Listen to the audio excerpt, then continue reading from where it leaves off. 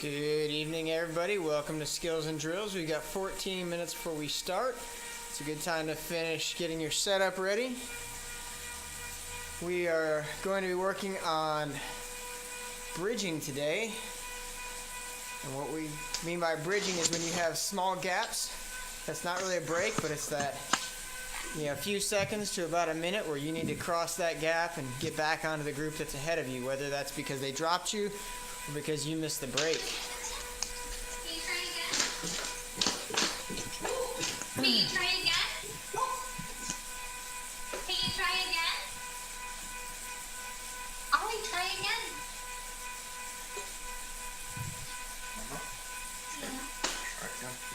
All right, person.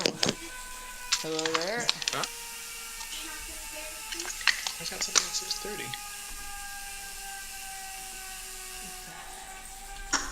Huh? Well, I got a complete bingo.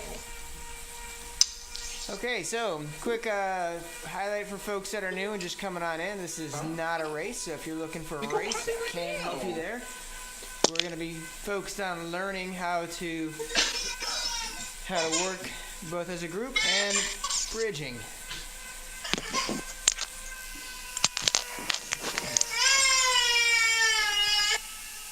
Why are you crying up there? Ooh, we got someone crying through on us.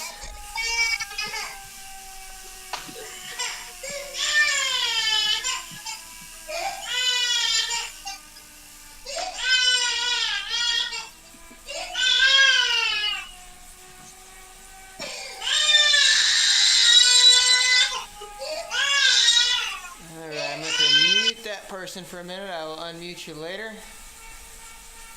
Crying was getting a little rough on the ears. Apologize.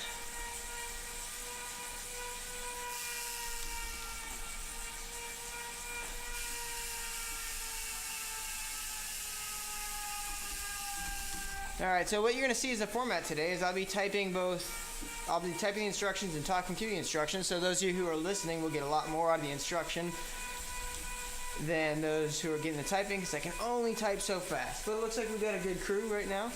Got about 30 people signed up, already 11 in the pen.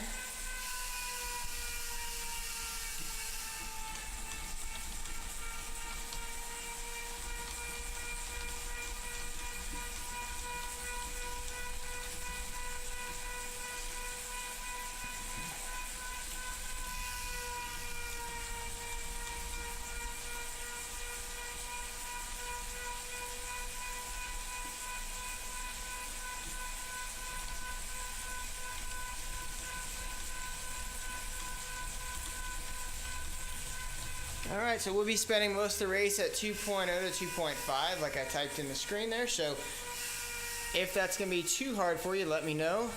If it's too easy, apologize, but we want to keep everyone together. We're going to be focusing on the bridging, so eventually we will do some harder intervals. Nate, welcome. Nate Scott.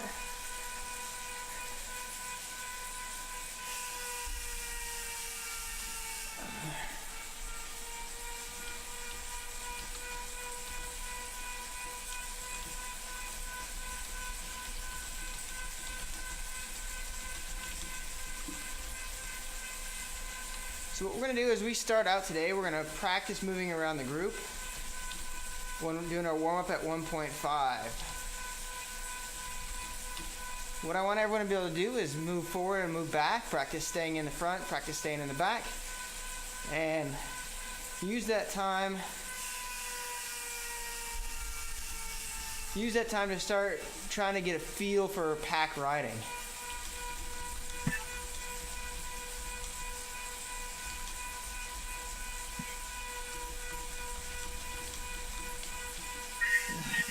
All right, looks like Pete. Is that Pete or Scott joining us? That is Pete joining us. Fantastic. All right, let me go unmute the person I muted earlier. There we go. All right, so those of you who are on, make sure that if you have a setting where you're able to talk on non-push to talk, go ahead and make sure your gain is up enough that it doesn't just jump on, and We don't want to hear everything behind you, including your trainer. I apologize, mine will come through a little bit more. I have to keep my gain a little bit down to make sure you guys can hear me, even when I'm breathing hard. All right, so we've got about 9 minutes. So this is a great time to go to the bathroom if you need to.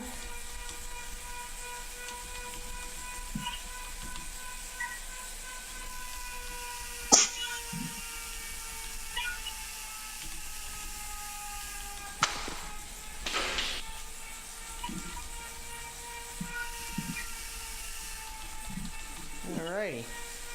Flipping back and forth. I got a couple questions coming in already. Now, this is meant to be interactive, so feel free at any point to jump in and chit chat. A little banter's never bad, and ask all the questions you want.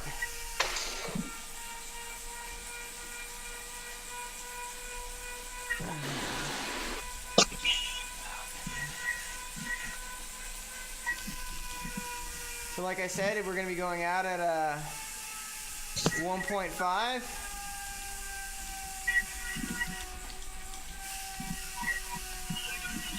Oh, that's better.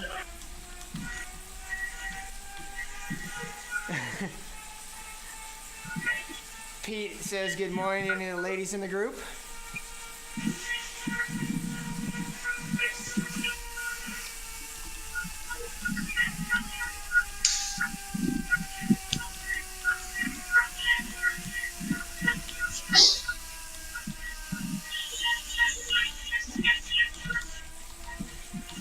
All right, so we do have a closed event today, so we should not get the other chats coming through on us, which will be good.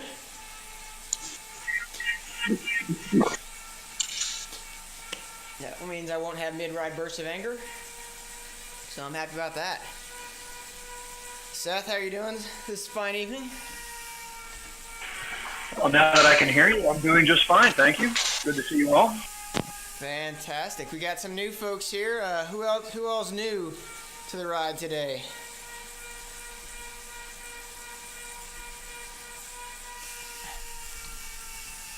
Seems like people are so new they won't even chime in.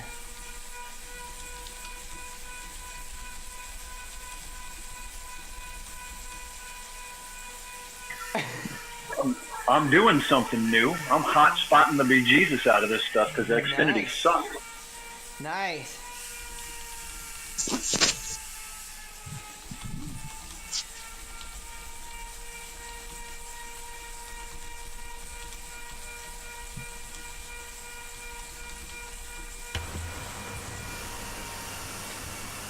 I don't think Millet read the what we're doing for the ride today.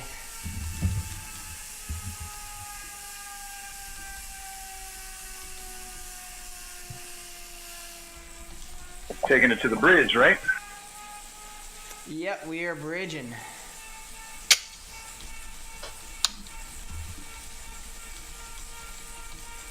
Well, after this morning's bit of hell, this ought to be fun. You like that? Not particularly, no. I was well and truly biased for some of it.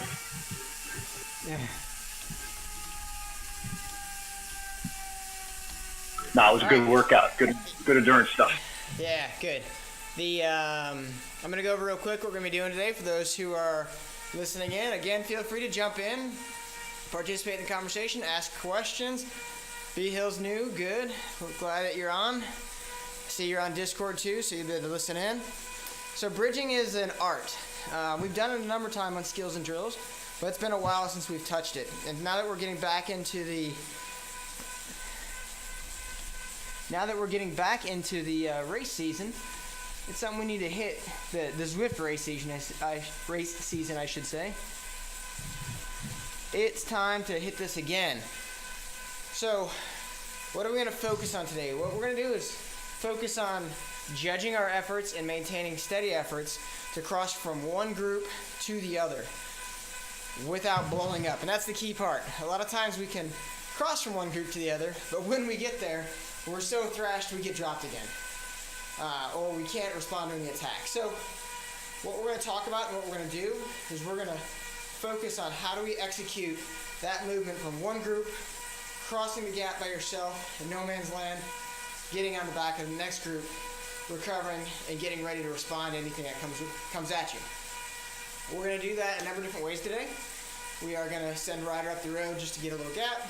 We'll bridge across to them. We'll do very short distances, very short gaps, and then we'll cover some longer, up to about a 30-second difference. Now what you're going to see is if a rider has 30 seconds on you, you have to go really, really hard across it fast, or you have to sustain a harder pace and go longer. So that's when you have to start figuring out what works for you based on what you're trying to do, where you are in the race, and how fast you can go compared to that other rider.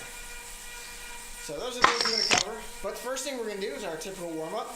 We're going to go 10 minutes at 1.5 max at the front. So if you're on the front of the group, your max should be 1.5. And then I want people to move forward and back, forward and back.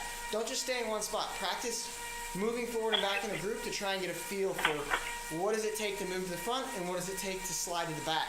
How much can you save in your legs by just easing up slightly and sliding to the back. Likewise, you'll see a little bit of accordion effect. And then you can also see what does it feel like when you're sitting in the bunch and you're able to draft and work at an easier pace than the people in front of you. So I'm going to type some of this out, and you're going to hear me basically shut my mouth periodically because I have to type out all these instructions to the rest of the group who are not on Discord, but they're going to get the abbreviated version. But while I'm typing, feel free to ask questions. I can type and talk more or less at the same time.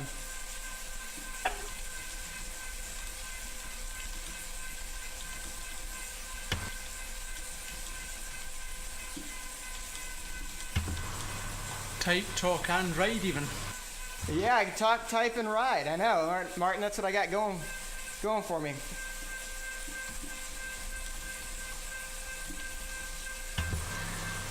Good on you. Well, I thought I'd join in for a little while before I hit the kip for tonight. No worries. No worries. Hey, Jamel, thanks for the ride on.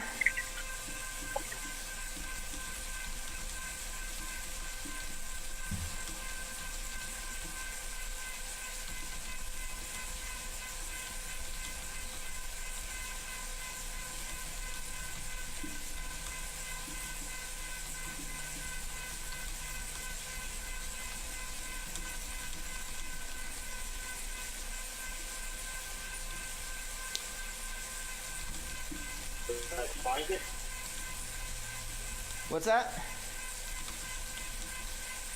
Oh, you can hear me? I can hear you. Oh, great. No, that's okay. My first time out. What? That's fantastic. We love having people on. We love getting some interaction.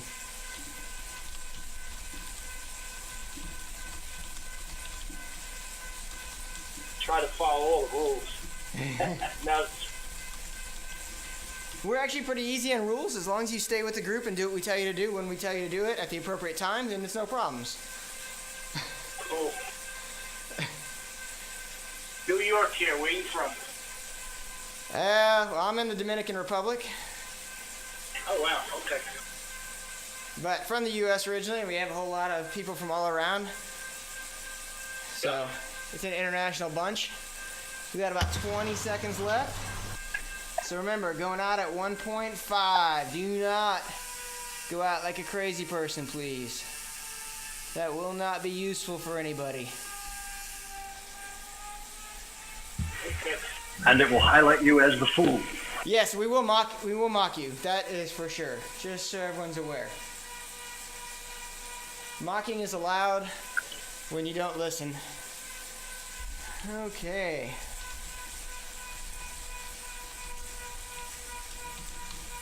So use me as like the center point of our ride, and then go ahead and move forward and back based on where I am. So if you're in front of me, you're towards the front. If you're behind me, you're towards the back. For the new folks, view number 3 is most helpful for this. Yes, I'll put that in.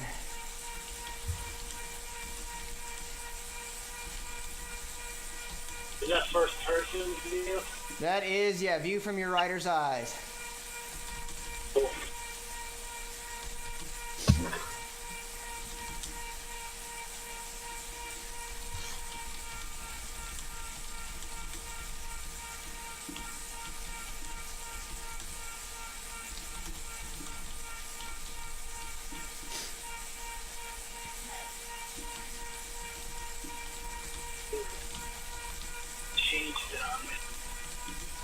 So one of the things you'll see is if we are able to stay together as a group,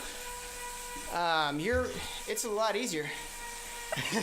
Pete says my trainer is really loud. He suggests I get a Cyclops hammer. I've told Pete if he brings it over, I will gladly demonstrate it, but he doesn't want to play. He doesn't ever want to bring it to Dominican Republic for me. So if you can ride together as a group, and the tighter you stay bunched, the easier it really is to stay in that group, and the faster the group will go at easier power. And that's actually key, because a lot of what we try to do here on Skills and Drills is focus on efficiency and riding smart. Because if you don't ride smart, you're what we call an awesome opponent.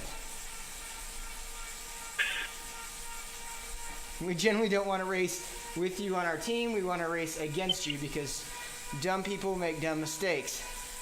And dumb mistakes are easy to capitalize on. So we love it.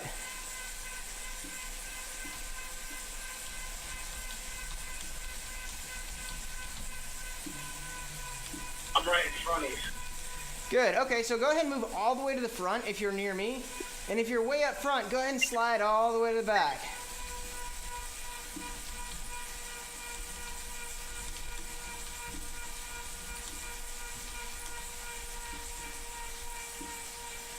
Oh, Jeff, thanks for coming out for the first 242.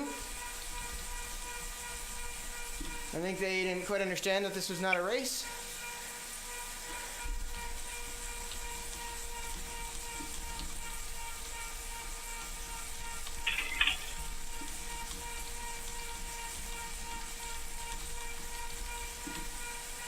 So what we're trying to work on here in this 10 minutes of warm-up, and the reason we like to have people move forward and back, is once you start getting the feel of how to work the bunch in Zwift, it's much more like riding in real life. The difference with Zwift is obviously you can ride. Good question, Kentrell. Kentrell's asking how close Zwift racing is to real life. We'll get there in a sec. What a timely question. Yeah, it's quite timely.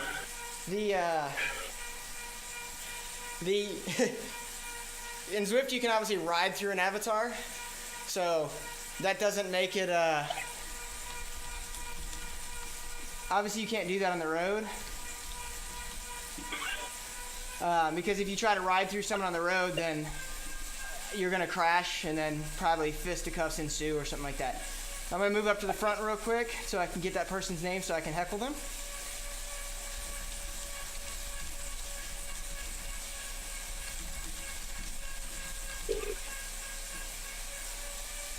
Alright, hold on here. I'm gonna slow us down a little bit. Yeah. So one of the things you can notice right there is, if you're watching on the stream here, you'll see I was doing 4.0 to get all the way to the front. That's what it takes sometimes to get around. Pete says my Tinder profile's ready. It takes a while to get around the draft, and you can get sticky draft.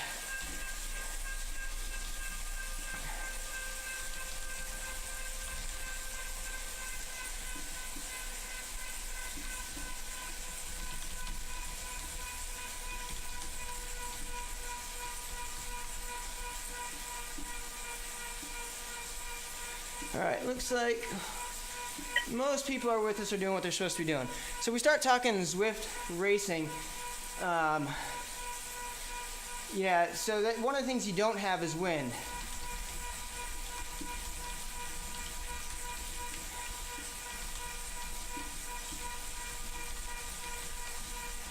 Or road vibration, unless you're on a Neo. And that actually matters, because that one wears you out. And then, two, you know, it challenges your ability to handle. when you're riding in the wind, in Zwift, or excuse me, on real life, crosswinds matter. Where you position for the draft matter a lot more. Whereas in Zwift, as long as you're behind the person, you're in the draft, so you're benefiting.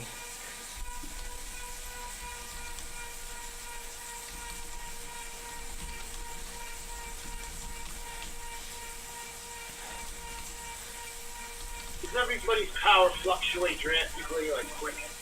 Yeah, so that's a good question.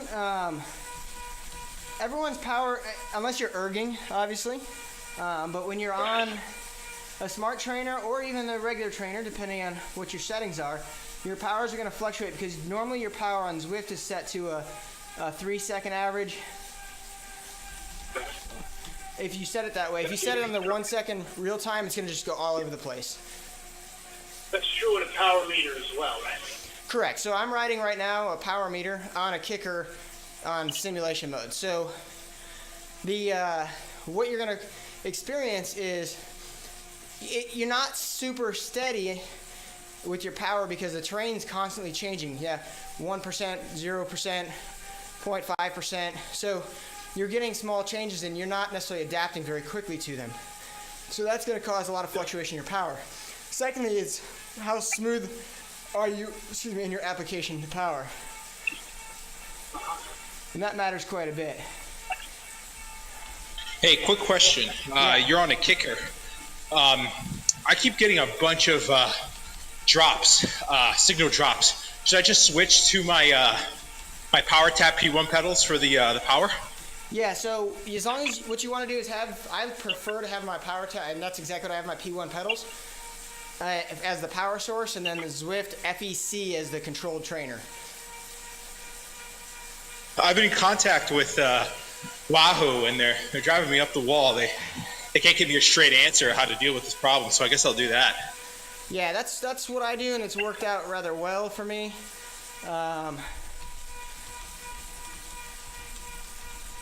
But yeah, I mean, it also depends. Do you have an Ant Plus dongle? Yeah. Okay. Yeah, I do. Yeah, so that's why I don't use my kicker for power if I can. But if you have your kicker set to power, not FEC, it generally is pretty decent. It also depends what version of the software you have. The extension with the dongle is good too, as well.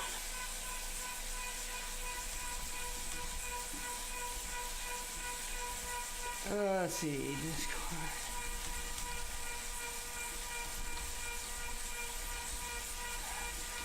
Man, everyone's firing at me today.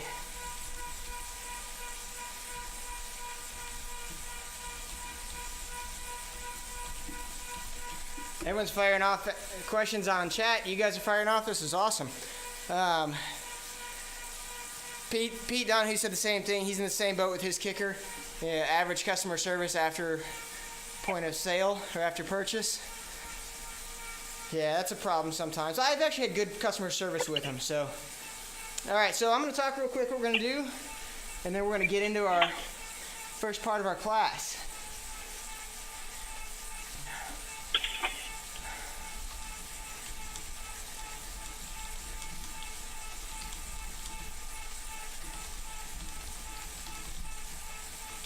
So a lot of times what happens in races, both real life and Zwift, is you get dropped or there's a small gap.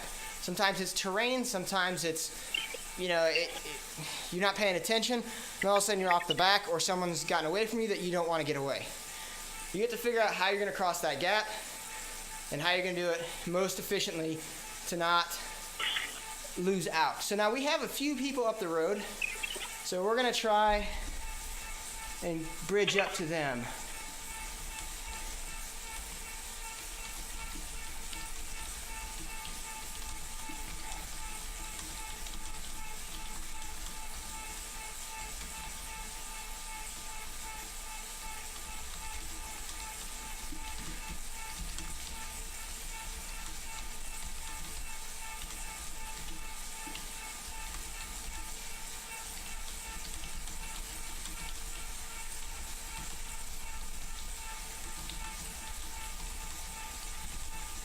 So one of the things, like I said, we want to look at is how are you positioning yourself as far as what matches are you gonna burn. So right now, the group that's with me, we're kind of split up off the back.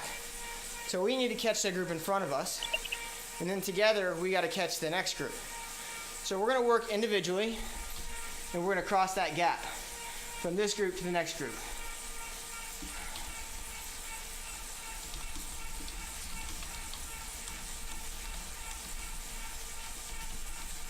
And how we're gonna do that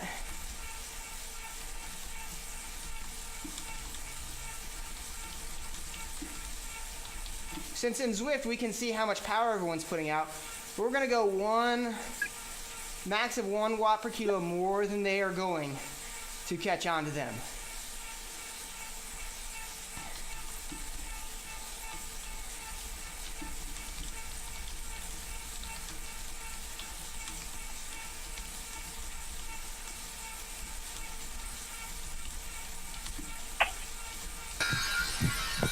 Now, it's going to take us a little bit.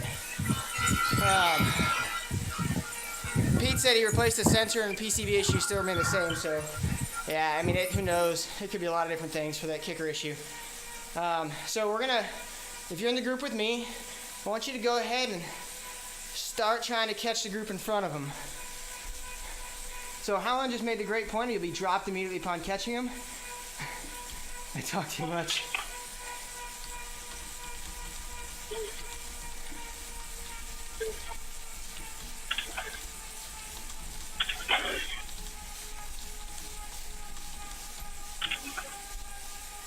All right, so go ahead and make the move to that group in front of us.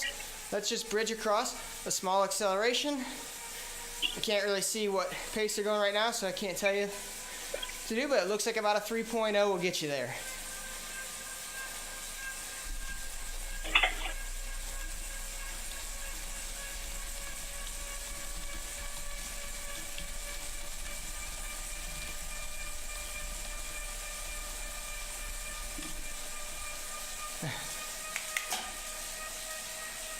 So what you're going to see is we're going to be going 50% faster than the group in front of us. And it still is going to take a little bit of time to cross a 3 or 4 second gap, right? So these are the kind of things you need to calculate. This is, again, we're not going very fast. And yet, it still is going to take us a little bit of time to make that cross. Now, was it a minute bridge? No, it was not. But it was some effort. Can't see.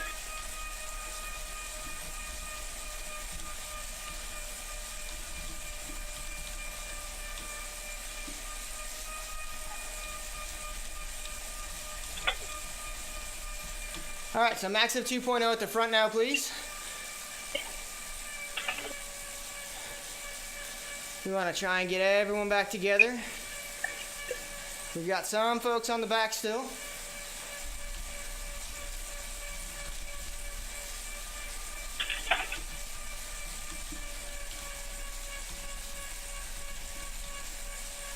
All right, we're looking pretty good.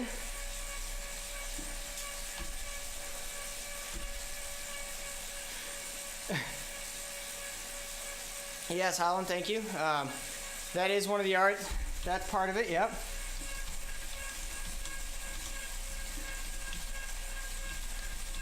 That is a big important key, is what Holland said, was trying to not roll off the front or not roll off the back. But I will tell you that along with that, it's being able to time what you're doing. When I say timing it, I mean simply figuring out what you got to do to get it down pat. So if you think it's going to take you a minute to do it and you know what you can hold for a minute, then that's exactly what you want to do. But that what you're holding for a minute should not be your 1 minute max. It should be your 5, 6, 7 minute max, so you're not absolutely destroying your legs. All right. What's a trick for staying in the middle of the group and not getting pushed out the side? Yeah, you're right. It does tip your head. You have lots of spare, Holland. So the tips for staying. Hold on 1 second. I'll answer you 1 second.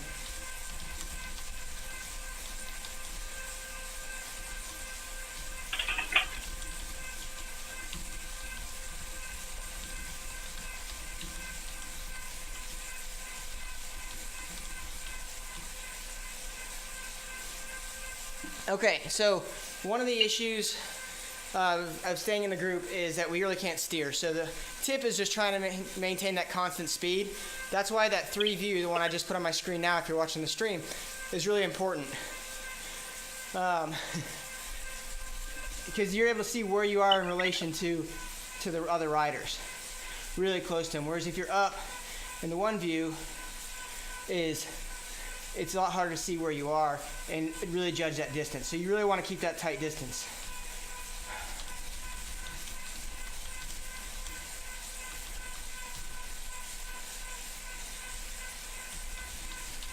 So Holland, please head up the road.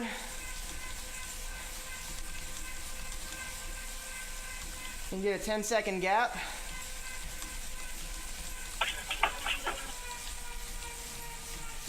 .2 max for everybody else.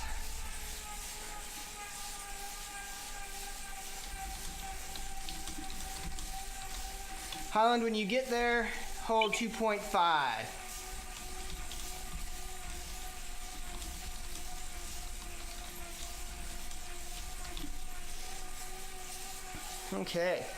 It looks like everyone's slowing down. Very nice.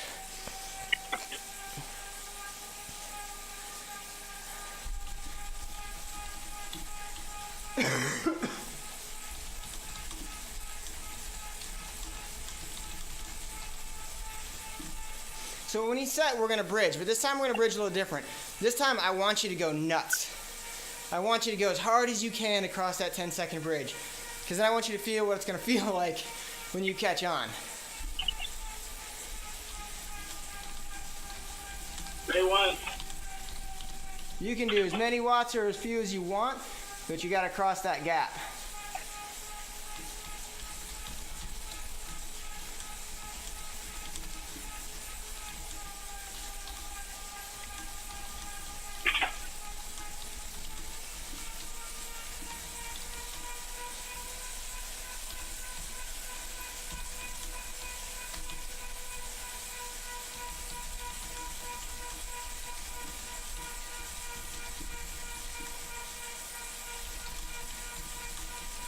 All right, so bridge really hard, but don't pass Holland. Get on his wheel and hold 2.5 when you get there.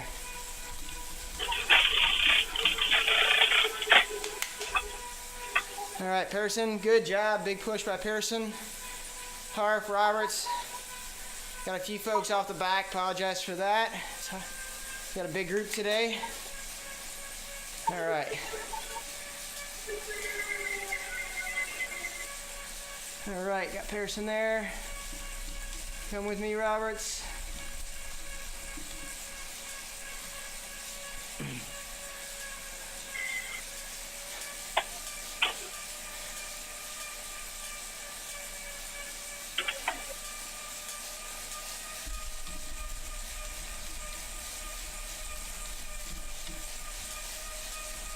So get on Holland's wheel. This is much more the art, how not to overshoot your target.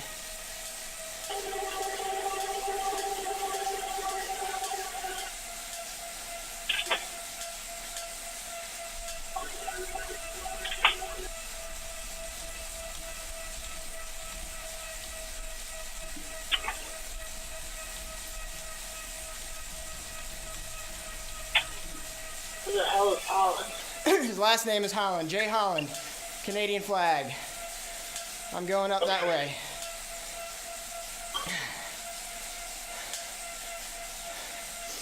So as you're catching up to this group, which is where he is, you really got to pay attention to what you're doing. Otherwise, you're going to shoot right by the group.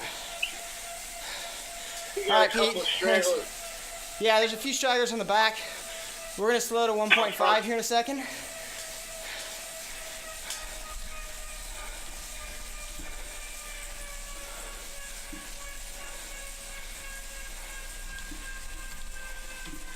.5 max to regroup.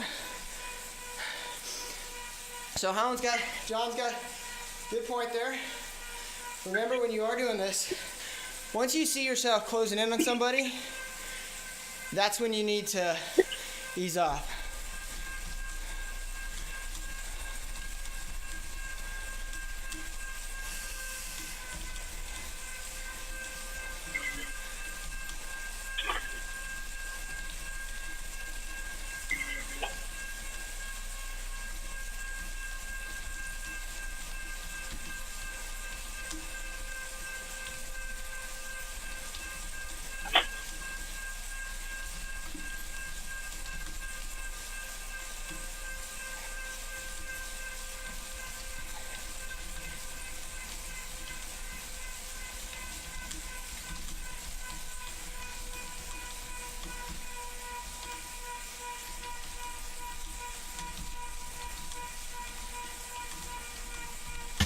All right, Ian, 1.5 thanks at for the that front, laugh. folks. I'm going to bail. All right, brother. Have fun in bed sleeping.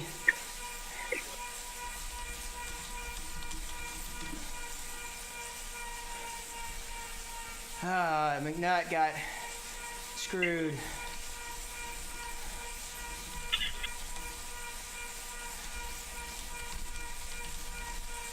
Okay, so we got a few more folks coming on. Want to let everyone catch back on.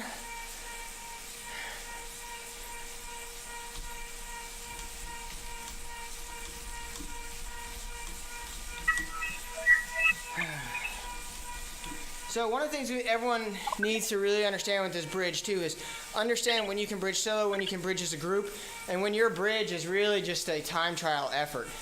And the time trial effort means you have to go differently.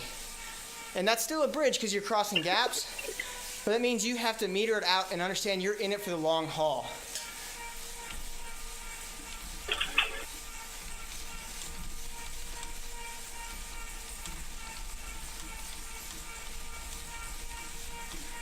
And if you're going to do one of those in it for the long haul moves, then you really need to sit there and pace yourself, because if you're going to do 10 minutes, you cannot go at full-on FTP or above it and expect to hang on to the group once you catch them.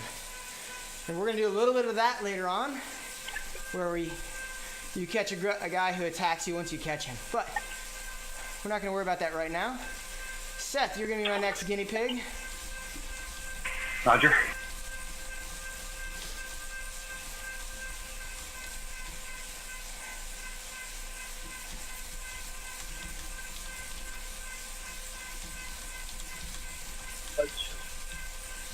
Say when.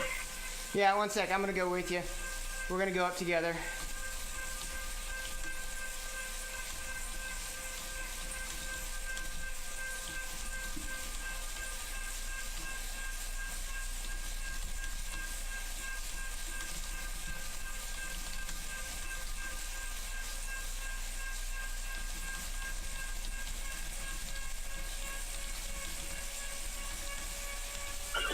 Okay, so you guys are going to go controlled. Nothing above 4.0 when you do this. So let me, Seth, I'm moving to the front. Are you already at the front? Yes, sir. Right up front. Okay. I was dropping back, helping some folks out. And I'm making my way up there now. So the reason I'm putting two of us up there is because two of us can hold 2.5 and we'll actually go faster than just one of us. And right now I'm stuck in the draft a little bit, so I gotta get around. All right, Seth, let's go. Yeah.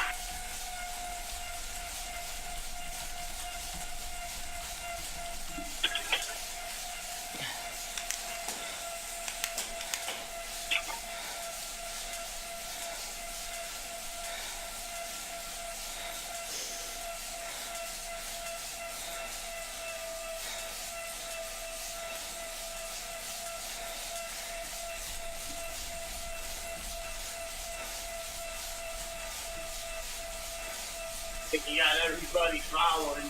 I know.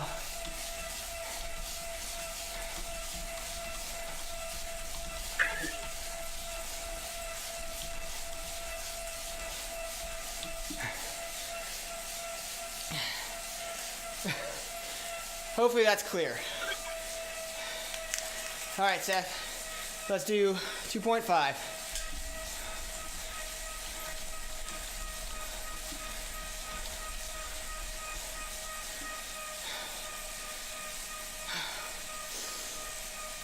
Man, typing and riding closer to FTP is more challenging after a hard workout in the morning. All right. All right, you guys can bridge across to us now. 4.0 max. We're gonna put some longer effort into this one, but I want you fresher.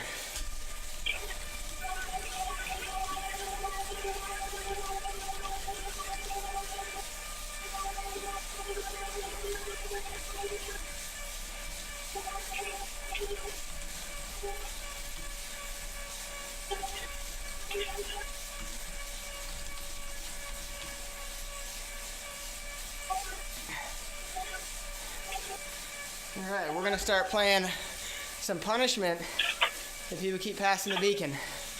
So good job, Holland. Good job, Barlow. Watch the terrain.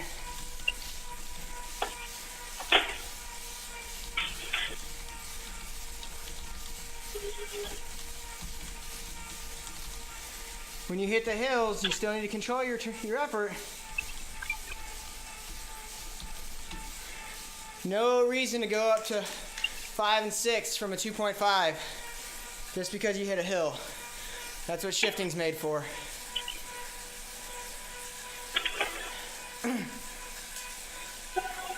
All right, how are we looking at the back?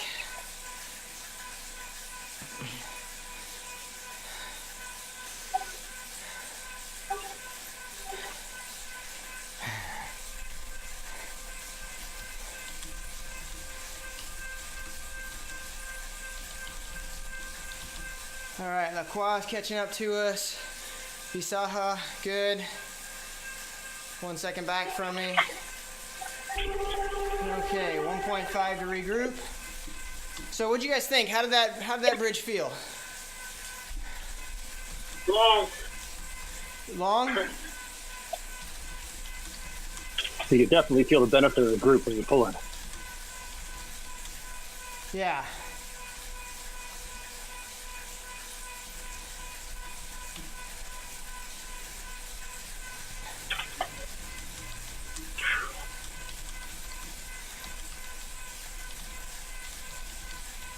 So this is one of the things that is really important to understand, that was only a 5-second gap, maybe 8 seconds depending on where you were. Covering that cost a lot for a lot of people. That's a lot of people were having to really push into the red on that because maybe 4.0 is too high for them or too hard. But what you're looking at is the difference again in relative speed or effort. We were doing 2.5, you at 4.0 was still, significantly more than what we were doing, well over 50%, and it still takes a lot to catch on to us because of how that relative speed works. I'm still moving forward, and it takes a lot more energy for you to pull me back. So that's really that key part to understand. So if you're going to let someone go up the road, you got to understand what it's going to take to get them back unless they blow up.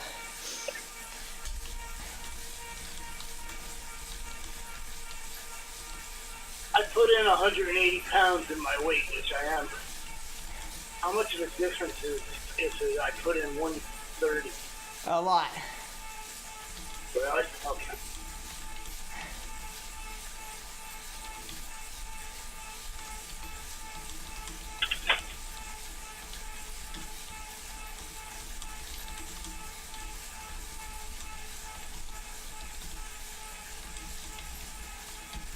Is it different? Yes.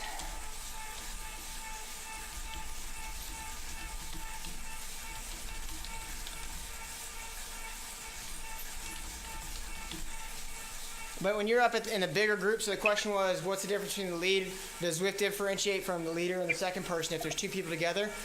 Yes, the first person's not getting a draft, but, okay, Josh. But the second person does get the draft. And if you're taking turns, just like on the road, you're able to hold that higher pace. So it does. But when you're in these big groups like this, man, a big group doing 2.5 is really, really hard to catch. It's really hard to catch for folks that are maybe if you're only doing 3.5 or 4.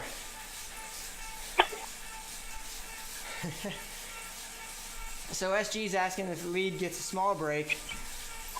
Yes, they do, but they try to use they try to simulate real life aerodynamics.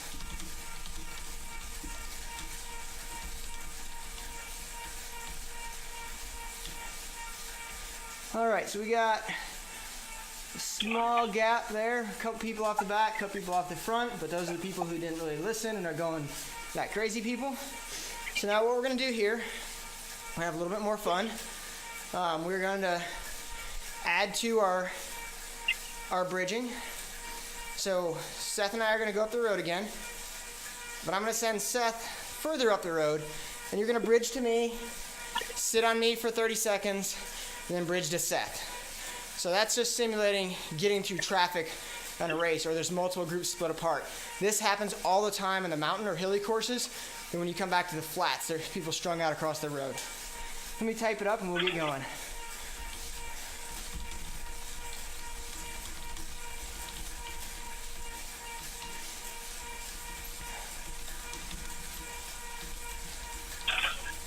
Any max wattage? What's that? Any max in the wattage? Yeah, I don't want you guys to go above 4. Let's just keep it steady.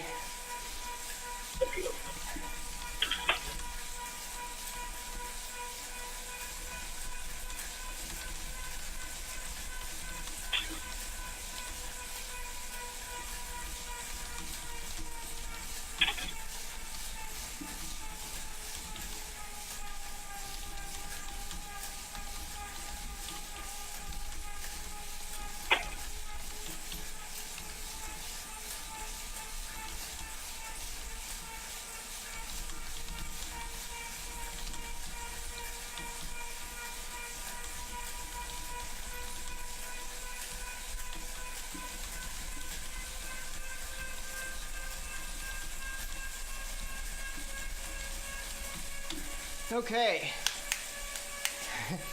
No, you need to go.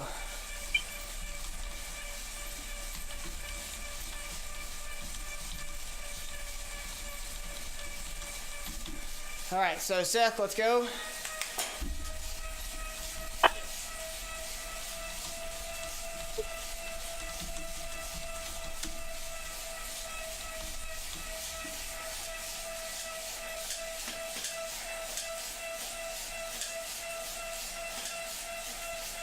All right, if you are not Hudgens and Murray, ease off.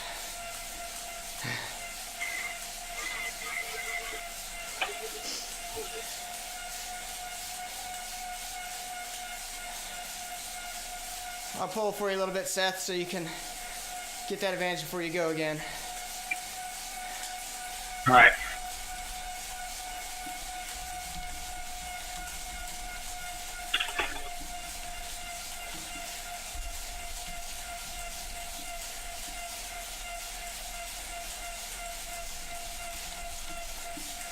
All right, Grenier, say I need you guys to ease off. Ming, 1.5, guys, it's not hard.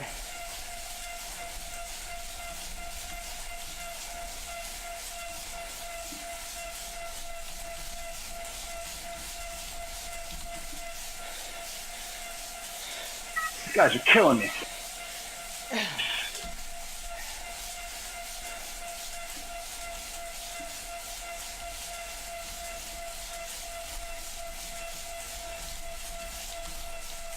Guys, the people that know what you're talking about. I know.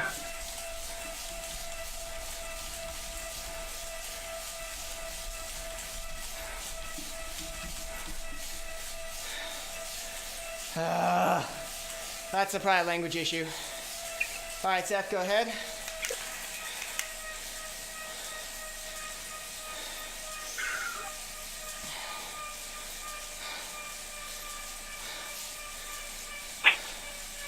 Easy, Peterson and Grenier.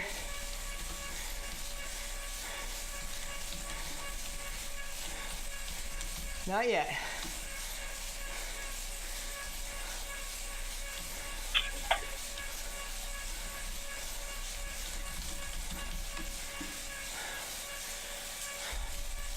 Dude, you're sticking to me. Back off. Sorry, I'm not trying to. I'm stuck in your draft.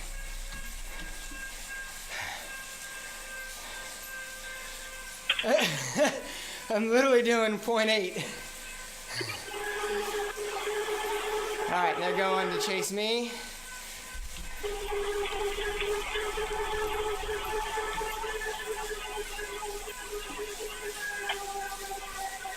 There you go, Seth. You're clear now. Gotcha. All right.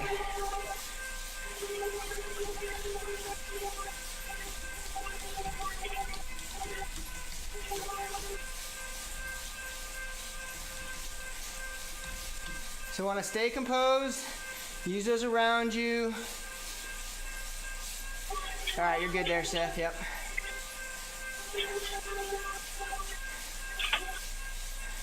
Good, Barlow. Dr. E, same thing. Oh, overshot me though. Come back.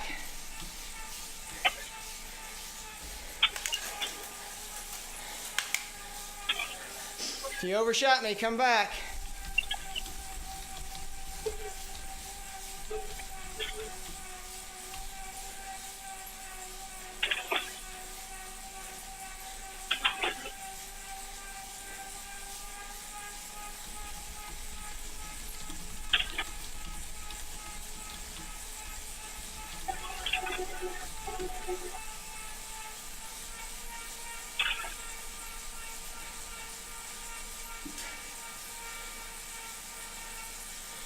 All right, I think actually we're, as a group, almost closing you down, Seth. Once we got in the group, they're all dragging me up to you. So again, we look and see the group dynamics. Even though Seth had a 5-second gap, once the group caught onto me and overshot, we started pulling everybody back up to Seth.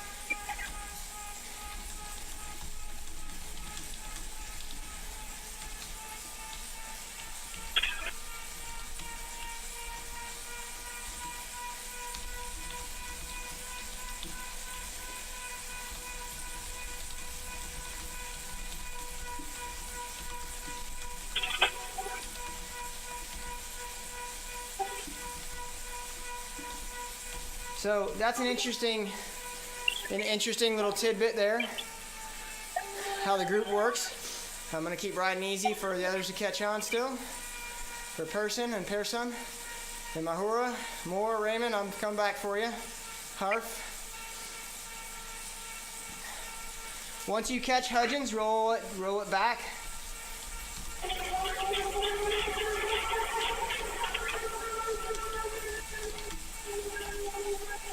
All right, Seth, I think once we got a big enough group with you, we're gonna dial it back to a 2.0 so I can let some of these other folks catch on.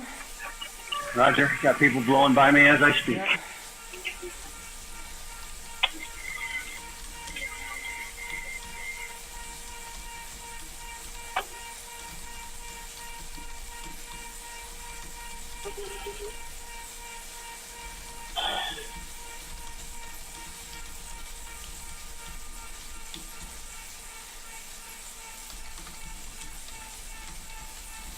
So the next one's going to be harder. And why do I say that? Well, the next one's going to be harder because there's going to be a punishment. If you bridge to me and pass me, you have to stop pedaling, put your foot flat on the ground, meaning unclip from your pedal, and then get back on. So you're going to do constant bridging like you're getting dropped. I'm going to go up front, and I'll hold 2.5, and then I will periodically go. I'm sorry, actually I'll hold 2.0. And I'll periodically go, and every time I get 3-second gap, you guys will chase me down.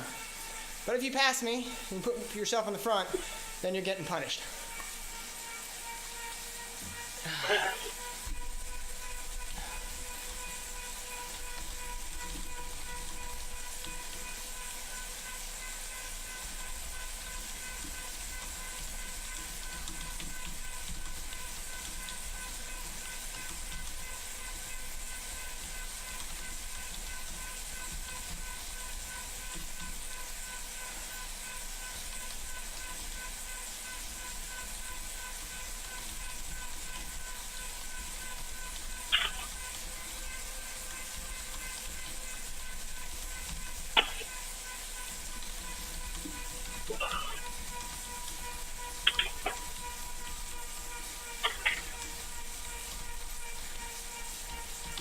So, like I said, if you overshoot, you're going to be punished.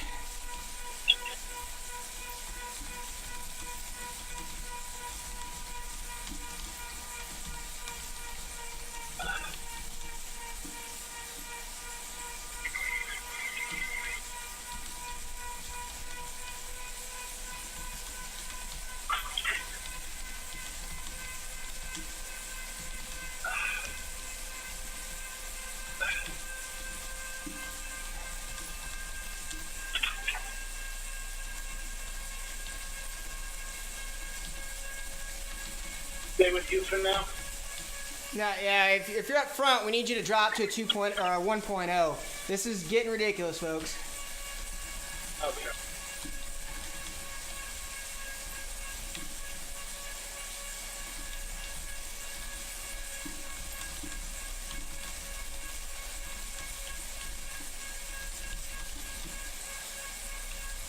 Everybody's right.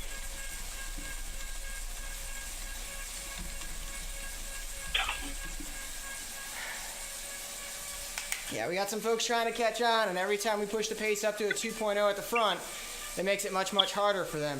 This is a beginner's ride, not let's show how awesome we are.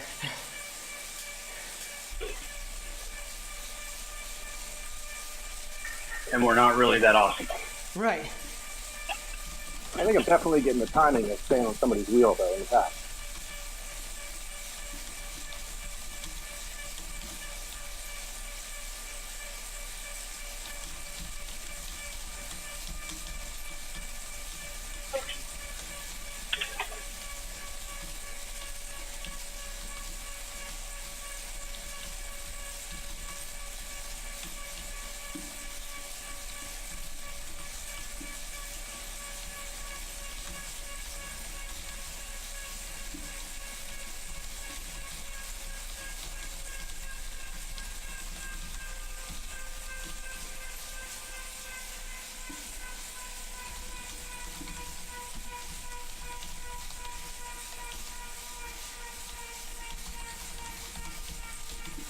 All right, if I'm passing you right now, go ahead and jump on my wheel.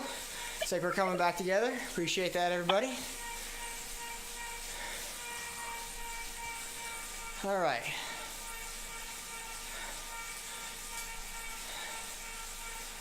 So at this point, if you're in front of me, I'm not going to chase you. Unless you're going to go to 1.0, which Seth's group is, so I appreciate that.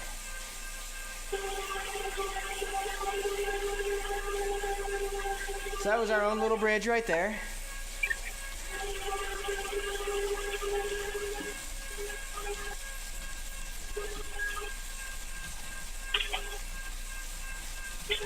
All right, good. So we're nicely together. Fantastic.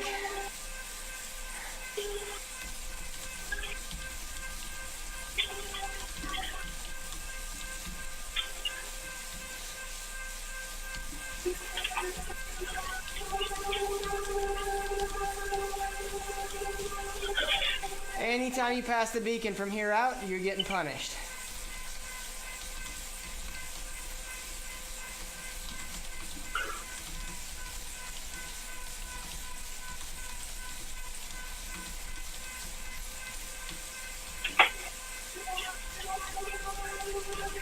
Once I get a 3-second gap, you can chase.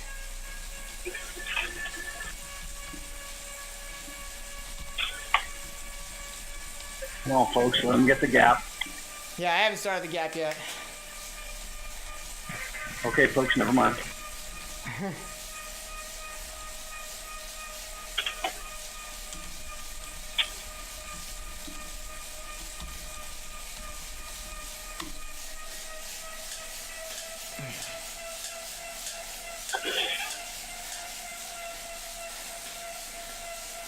You can chase as hard as you want, but don't pass me.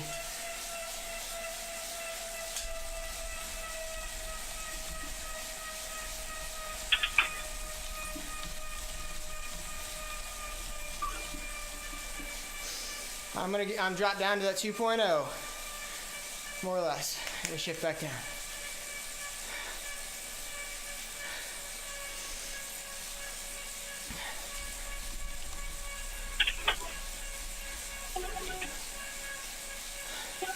Good, Holland. So, anyone who's watching there, Holland did a real good job.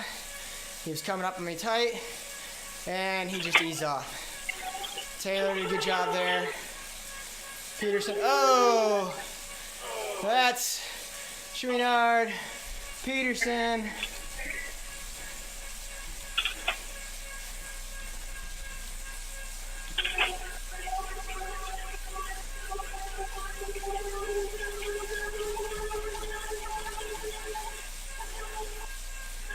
All right. There you go, Peterson. Now you get the bridge back. All right, I'm going again.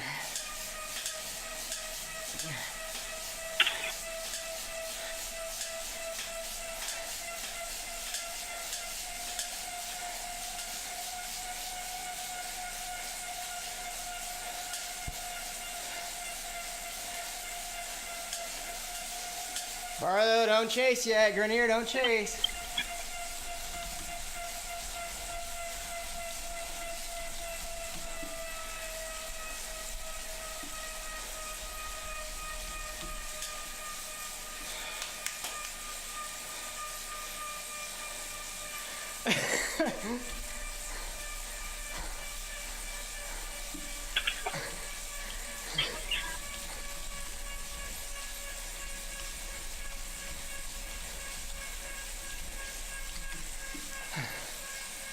Very good.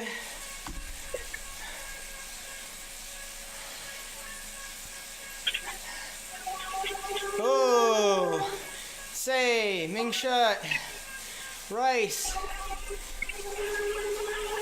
Oh, Barlow, Lacroix.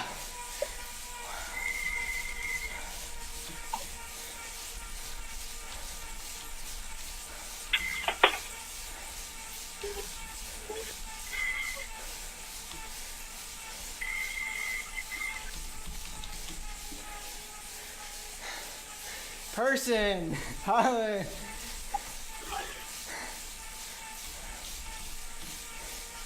Gotta control the tempo on those hills.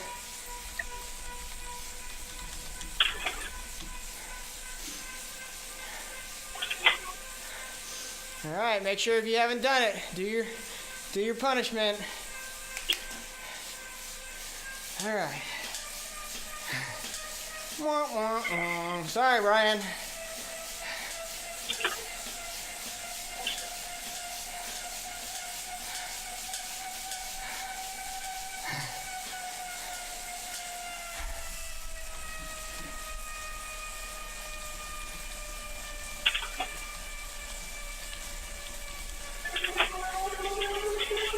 All right, 2 to 2.5, same thing. Remember, pay attention to what you're doing. You can see how far ahead I am. You can see the little thingamabob on the sides. So you can see right there, Say just passed me.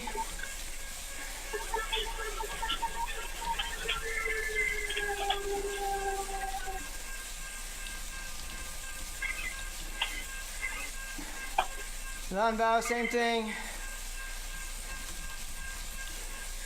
Ooh. Barlow again. Good job, Hill.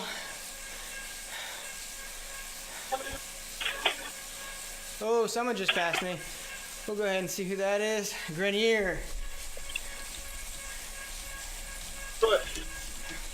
Penalty box.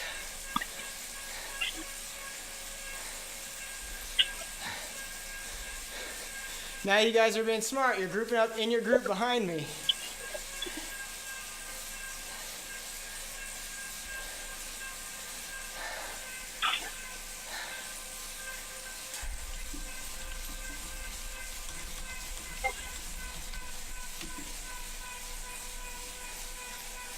All right, try and let the group regroup a little bit.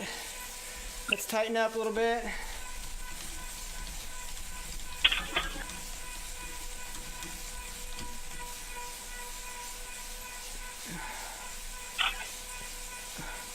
Should we not?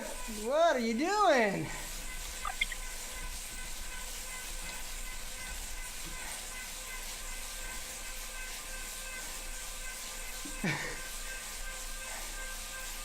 I think we got some folks who just, okay, here I go again.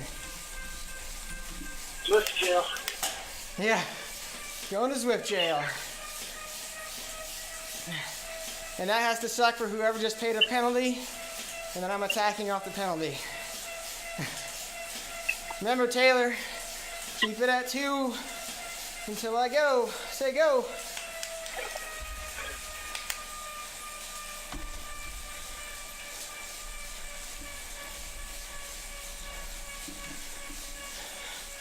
All right, looking good, everybody.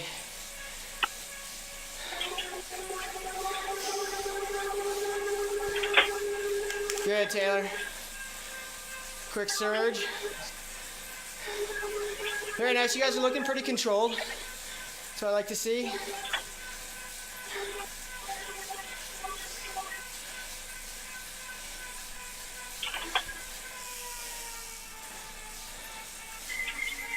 I got you on that one.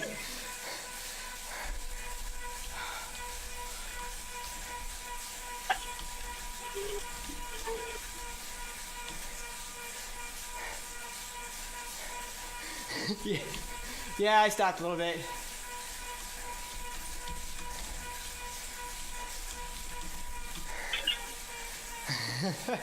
That's the other Seth, sorry.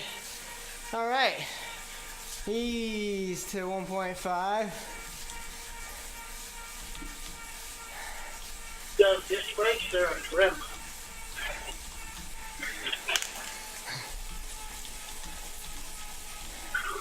All right. So I'm going to do a recap for you guys in a sec.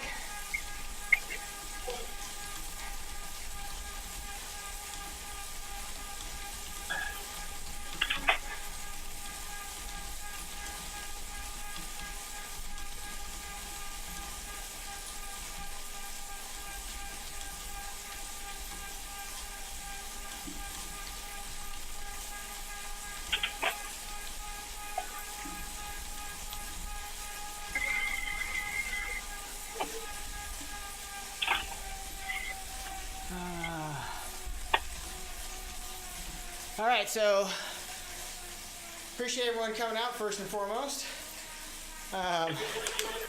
Make sure everyone's spinning their legs out now. This is recovery time. I want to go over a little bit what we did, and if you have questions, feel free to ask or comments. Let me know. Today was about bridging. Bridging is a complicated subject, and it's a very hard thing to do in a race because every time you're bridging means something bad happened. Either a brake got away that you didn't mean to let get away, or you fell off the back and you got to close the gap. Sometimes that's a tactic used by racers and teams. Put you under pressure to make you burn matches, to maybe take some sprint out of your legs or take a climb out of your legs. So every time you do it, you have to be very calculated in how you burn that match. And that's really, really important. Because if you overcook a simple bridge and you get on and they hit you right away, which I've been the victim of, you're not going to be able to stay on. You're not going to be able to stay there if they attack again. You're going to just have to bridge and bridge again, and you only have so many matches in the book. And everyone knows that. No one knows how many you have. In fact, usually you don't even know how many you have, but eventually they get used up. So you want to use them wisely. So part of that is understanding where your strengths are, understanding the course, and understanding your opponents, or at least how fast they're going. In this case, we were doing shorter bridges, 5 to 10 seconds, so you could stick it a little bit further in the into the watts per kilogram range. But at the same time, you have to be very smart about it, because some of you guys saw you went to that 8.0, then it was just struggling to hang on when we were down at the 2 and 1.5. So what I really want you guys to focus on your next races, your group rides, anytime you get that separation, try and find that power point where you're working, and you're working harder than the other guys and gals, but you're not blowing yourself up. Now, that may not get you across the gap quickly. You may have to pick it up, or you may just have to suffer longer. But you're going to have to figure that out a little bit. Does that all make sense to everybody, what we were covering today? Yep. Yes, sir. Unfortunately, I don't have a good answer to tell you exactly what to do every time. So, it is situation dependent, but hopefully everyone takes something out of this, that you can at least try and apply the concepts to understanding how you can do it better. Now, if you're looking at your training, this is the kind of training where you're doing those VO2 max efforts or the FTP type efforts where you're putting out hard for 2, 3, 4 minutes, then you're back down. And you go again, and you're back down. So that's the kind of training you can do to help you with this, or the over-unders help too. depending on what you're trying to bridge. Now, we'll leave you with this one part, is also understanding when to bridge. So, for example, I'm a small guy. I climb really well. I don't hit the flats real different. You're welcome, Kentrell. I don't do flats real well. So if I get gapped in the flats, but I know the mountain's coming up or a big climb's coming up, I'm not gonna bridge in the flat. I'm just gonna wait. I'm gonna bide my time and try and limit the damage. And then I'm gonna go once the road turns up. Because for me, I can close a lot of ground on the uphills here on Zwift, on Watopia, that I can't close maybe on the flats of the volcano flat or just a regular flat. So if you play to your strengths, you might be able to close a bigger gap quicker and easier if you do it at the right times. So that's going to be it. Does anybody have anything to add? Thank you. All right, you're welcome. Well, we'll be back next week, 6:30. Same bat time, same bat channel. Feel free to jump on. If you want to see it on Zwift Live by ODZ on Facebook, you can review the class, see what you missed. If you were too hypoxic during the chasing part. We also have other events going on throughout the week if you're interested in races or training rides or group rides. I'm going to go ahead and put those up on the stream, but if you go to teamodz.com, you can see that. A bunch of different rides throughout the week. It's getting to be so many that I can't even go through them here. Appreciate y'all coming out. And thanks for joining me in my fun. Have a good night. Thank you.